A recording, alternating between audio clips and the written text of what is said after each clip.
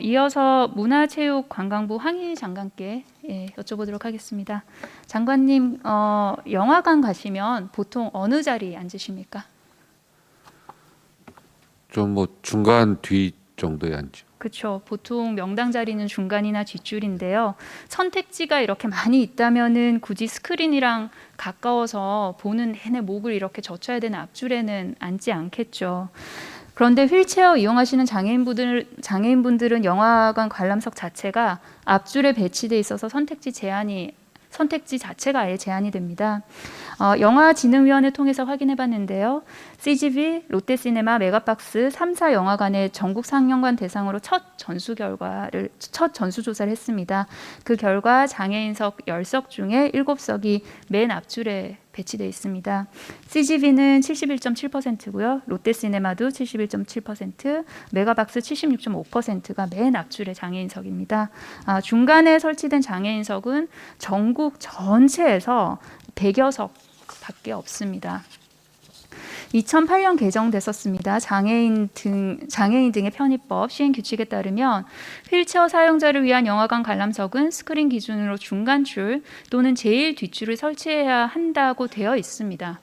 그러나 개정안이 시행된 이후에 개관한 영화관의 장애인 관람석 배치 현황도 비슷합니다. 이 개정안 시행 전이나 후나 여전히 CGV 70.6%, 롯데시네마 70%, 메가박스 61.3%가 장애인 관람석 맨 앞줄에 계속해서 배치하고 있거든요.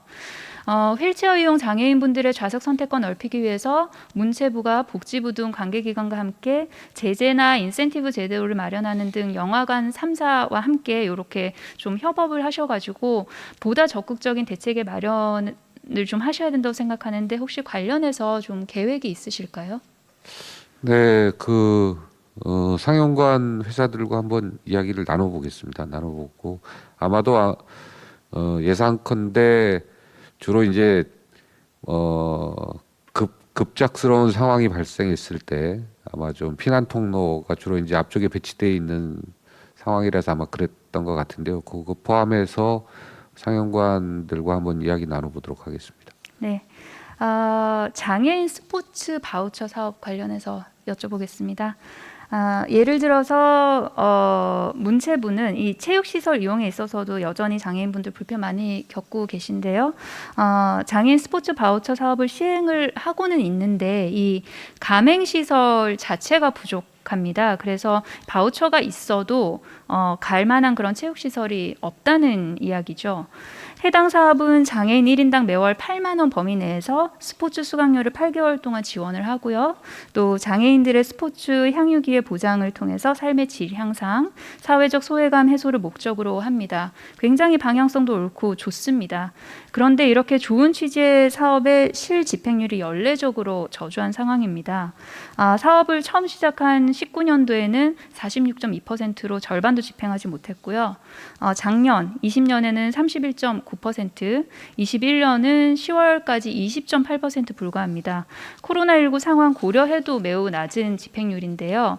이렇게 부진한 원인이 뭘까? 그 원인 중 하나로 가맹시설이 부족한 것이 꼽힙니다. 가맹시설은 19년에 791개에서 크게 증가해서 현재 1574개이긴 한데 그런데 일반 스포츠 강자 가맹시설은 12,762개거든요. 그래서 대비해 보면 굉장히 많이 부족한 거죠. 그리고 가맹시설 자체가 아예 없는 기초단체도 21개 지역에 달합니다. 가맹시설이 또 있다고 해도 숫자가 적고 또 선택할 수 있는 종류 또한 제한이 되는데요.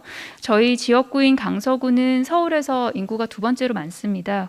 그럼에도 불구하고 가맹시설이 5군데에 불과하거든요. 이 또 5군데를 또 한번 종목별로 살펴봤더니 4군데가 또 똑같은 종류의 체육시설이더라고요. 그러니까 이 바우처를 받아도 쓸 수 있는 시설이 거의 없고 선택할 수 있는 체육의 시설도 종류도 매우 한정적인 것입니다. 바우처를 줘도 쓸 데가 없다라는 불만들을 굉장히 많이 제기를 하고 계세요. 이는 장애인 스포츠 강자 이용권 가맹시설이 되기 위해서는 장애인 편의시설이 갖춰줘야 되는데 시설 자체가 이제 많지가 않은 거죠. 바우처 사업으로 인한 경제적 이익이 사실 또 크지도 않고요. 그러니까 이게 감행을 할 그런 동기나 이런 것도 굉장히 부족한 상황이고요. 체육시설들이 장애인 바우처 감행시설이 되고자 자비를 들여서 또 편의시설을 갖춰야 되니까 이게 현실적으로 우리도 바우처 받고 장애인 관련해서 체육시설을 좀 오픈하고 싶다고 해도 이 뭐 엘리베이터든 아니면 그 턱이 없는 그런 시설 자체가 안 되니까 굉장히 좀 어려운 상황입니다. 이 가맹시설 확대하고요. 또 장애인들의 체육시설 선택권 보장받기 위해서는 가맹시설이 되고자 하는 그런 체육시설에 대해서 장애인 편의구조 개선비를 지원하는 등 인센티브가 제공이 돼야지 이게 바우처를 나눠주는 의미가 있을 것 같습니다. 그래서 이 방안을 좀 검토해야 한다고 생각하는데 장관님 혹시 동의하십니까? 예, 뭐 적극적으로 공감하고 있고요.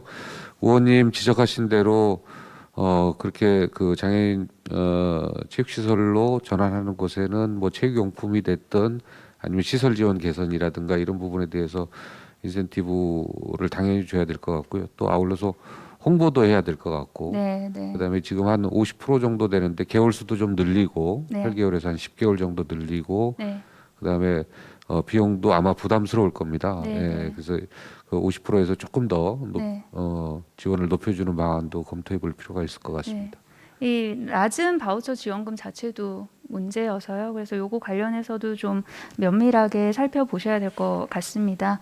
장애인들이 비장애인들과 더불어서 차별 없이 문화체육시설 이용할 수 있도록 문체부가 좀 각별히 노력해 주시기를 바라겠습니다. 예, 의원님 잘 알겠습니다. 네, 감사합니다.